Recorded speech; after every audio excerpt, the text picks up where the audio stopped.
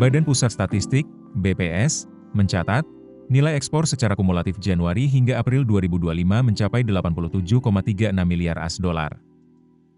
Nilai ekspor ini meningkat 6,65% cumulative, CTC, bila dibandingkan dengan periode sama tahun lalu yang mencapai 81,92 miliar AS$. Deputi Bidang Statistik Distribusi dan Jasa di Badan Pusat Statistik BPS Puji Ismartini mengungkapkan, kinerja ekspor secara kumulatif ini paling banyak didorong kinerja ekspor non-minyak dan gas, migas, yang nilainya mencapai 82,56 miliar AS$ atau meningkat 7,68% CTC dari periode sama tahun lalu. Sementara itu, kinerja ekspor migas hanya mencapai 4,81 miliar AS$ atau turun 8,43% CTC bila dibandingkan periode sama tahun lalu.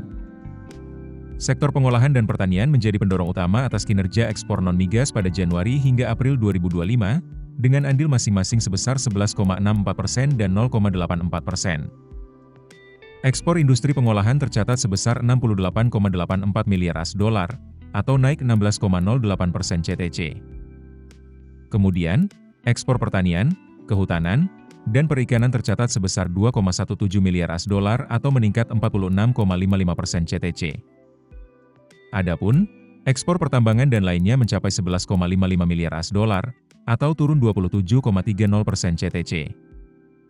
Ekspor industri pengolahan yang mengalami kenaikan cukup besar yakni, minyak kelapa sawit, logam dasar dan bukan besi, kimia dasar organik yang bersumber dari hasil pertanian, kemudian nikel, serta semikonduktor dan komponen elektronik lainnya.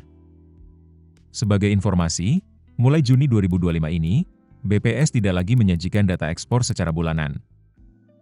BPS akan lebih rinci menyajikan data secara kumulatif. Direktur Statistik Distribusi BPS Saprono membeberkan, dengan meng-highlight data neraca perdagangan secara kumulatif maka akan diperoleh gambaran yang lebih utuh dan mendalam terkait data-data atau performa perdagangan internasional. Saprono menjelaskan, data bulanan selama ini kerap menimbulkan tantangan dalam interpretasi, karena sangat terpengaruh oleh banyak faktor teknis seperti jumlah hari dalam bulan, musim, hingga momen hari besar keagamaan yang bisa mempengaruhi volume perdagangan. Dengan metode pengumuman secara kumulatif, BPS berharap, data yang disampaikan bisa mencerminkan tren yang lebih stabil dan informatif. Misalnya dengan membandingkan ekspor Januari-Maret tahun berjalan dengan periode yang sama tahun sebelumnya.